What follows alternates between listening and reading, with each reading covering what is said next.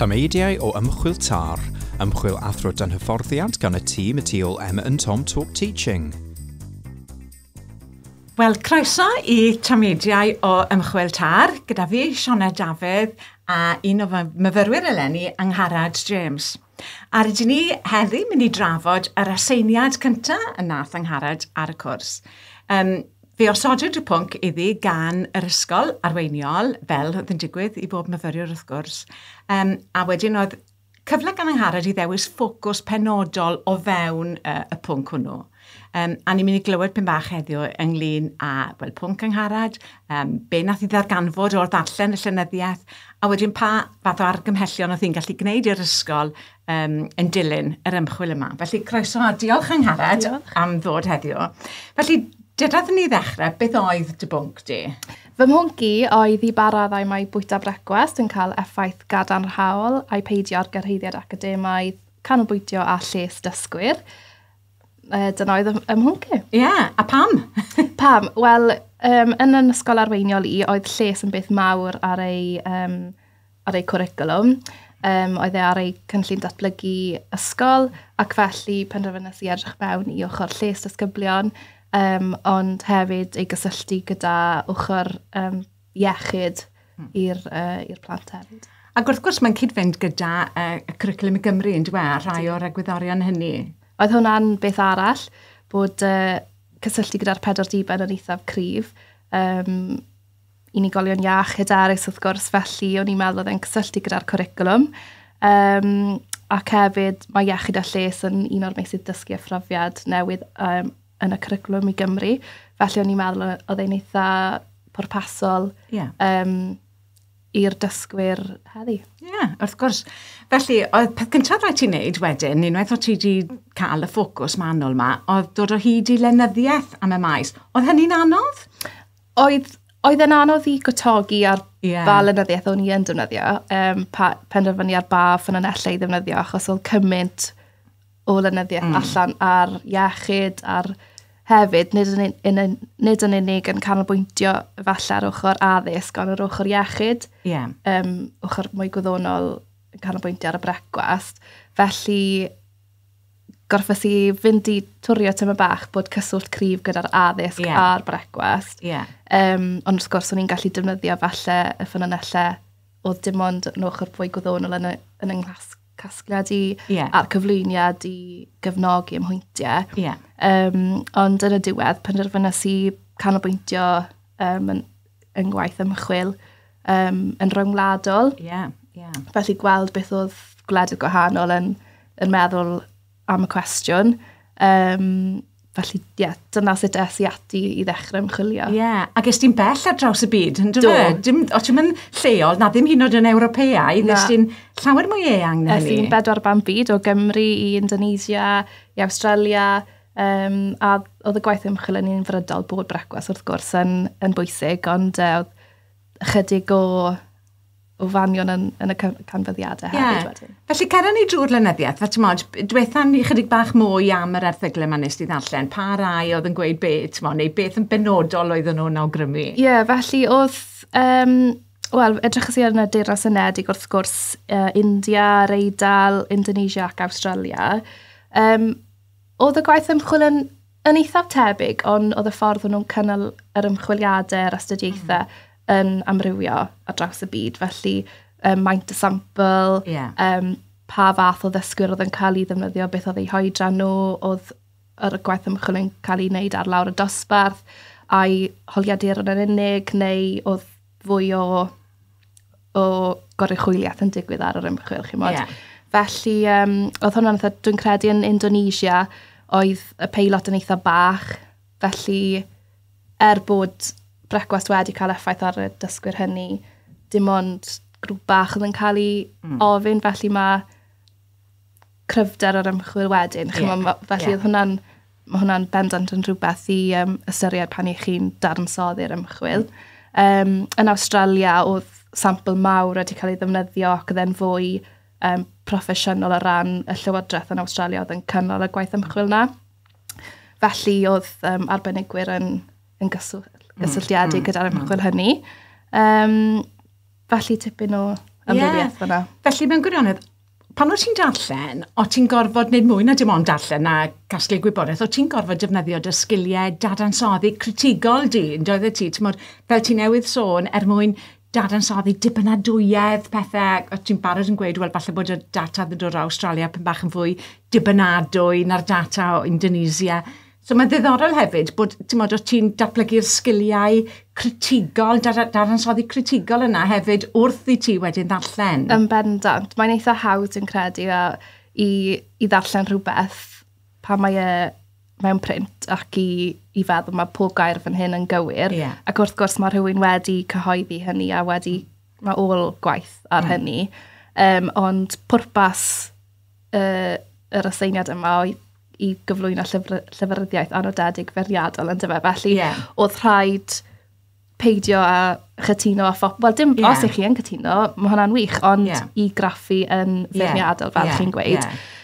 Felly, o'n i wastad yn meddwl, ydy hyn yn ddilys, pam ydw i'n meddwl bod hyn yn ddilys, beth yw'r pwyntau dwi'n gallu cefnogi os ydw i'n dweud ei fod yn ddilys, a'i peidio. Peth arall hefyd yw, gyda'r rhai oedd yn digwydd yn Indonesia, oedd peilot yn eitha bach, oedd athrawon ynghlwm yn hynny.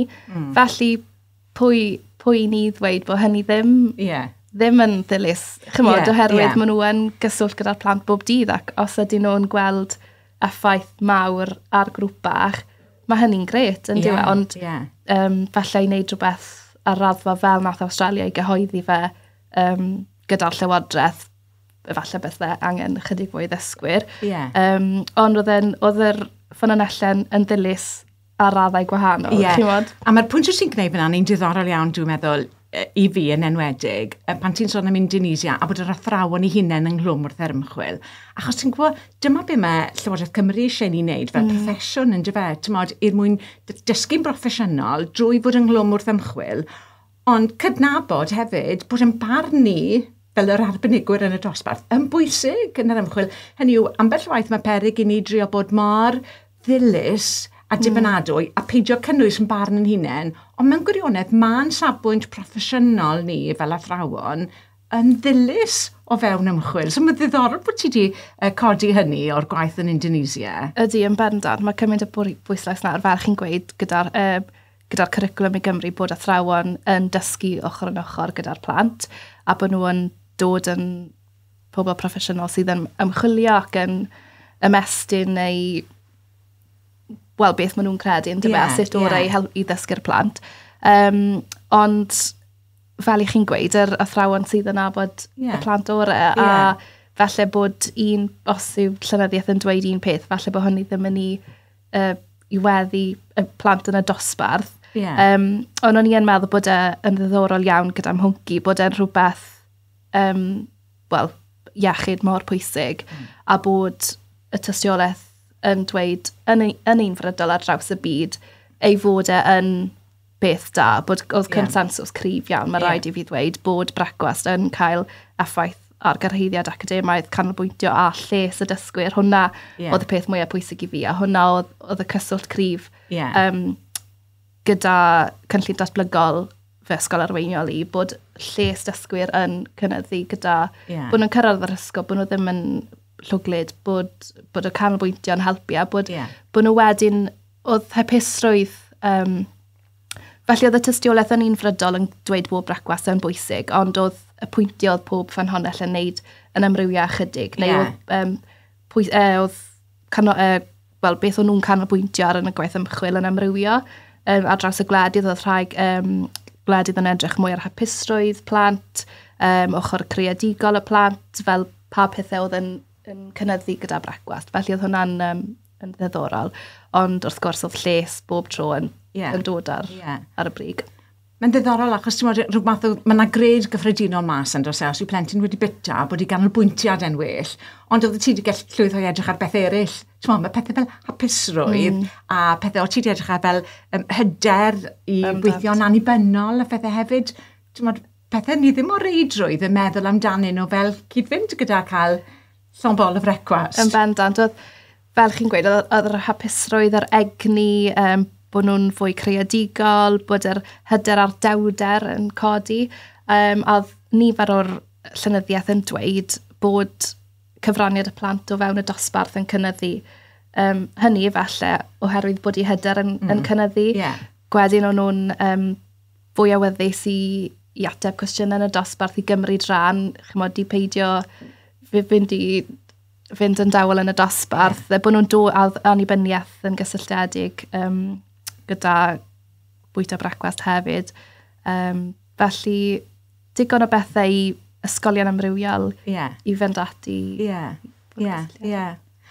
Ond falle mae'r peth allweddol nes di ddarganfod o ran dargymhellion, bod brecwast yn dda, ond dim unrhyw brecwast. Na, dyna oedd y pwynt pwysig. Efallai, os petai nhw'n cael brecwast, oedd ddim yn iach.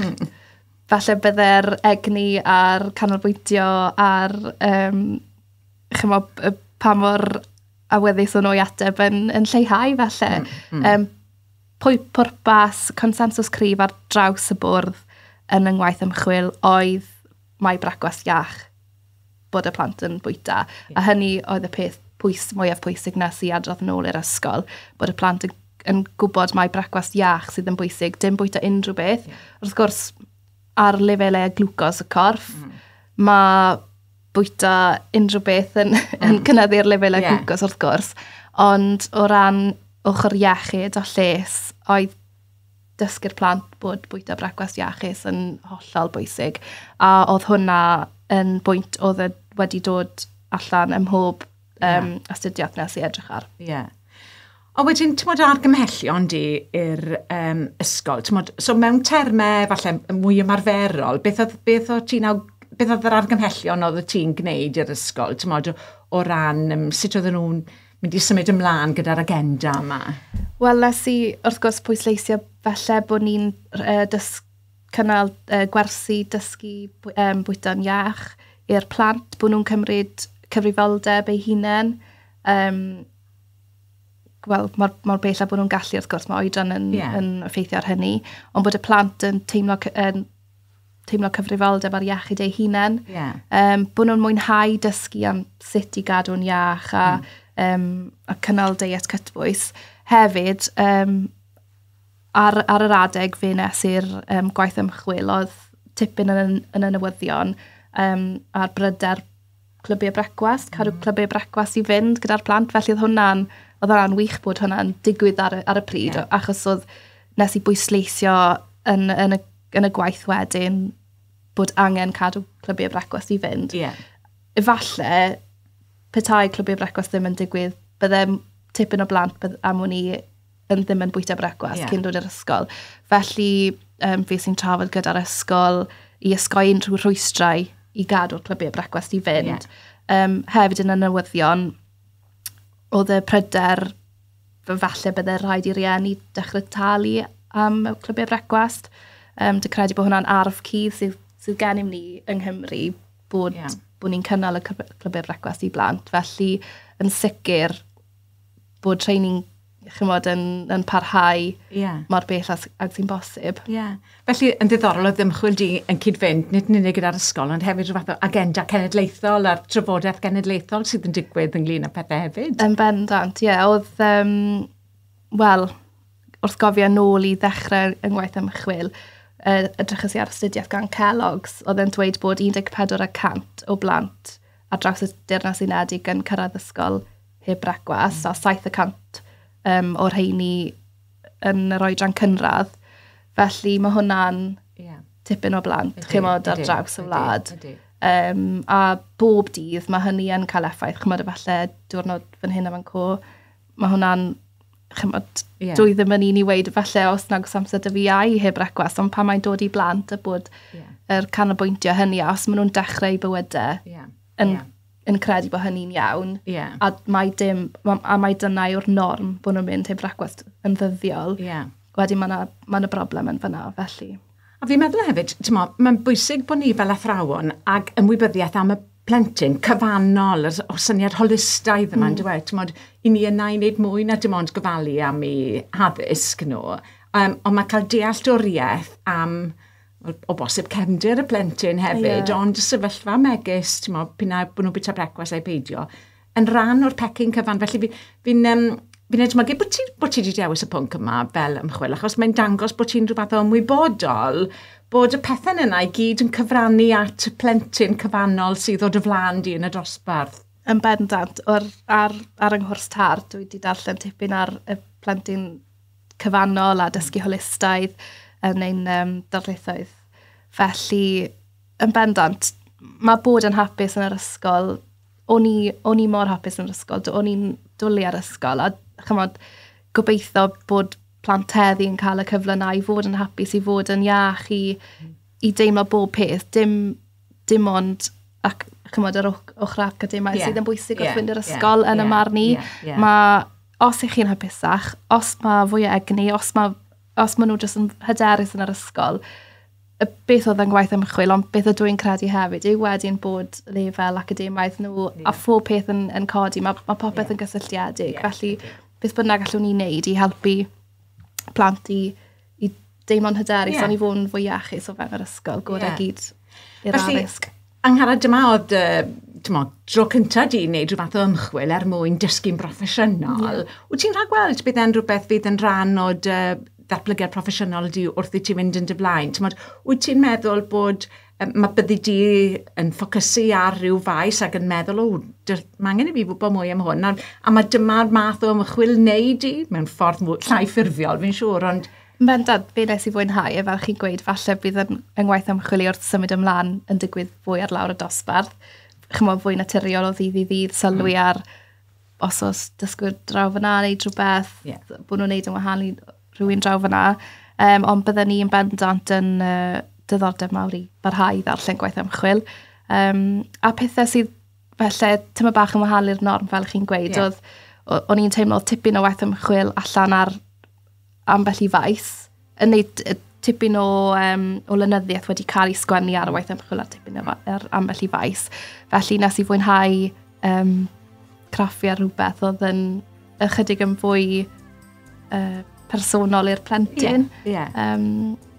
Wel, diolch, a diolch Angharad, a dwi wedi mwynhau gwrando arno ti heddiw yn esbonio'r ddau ymchwil. Pob hwyl ti yn dyrfan y dyfodol. Diolch, Sioned.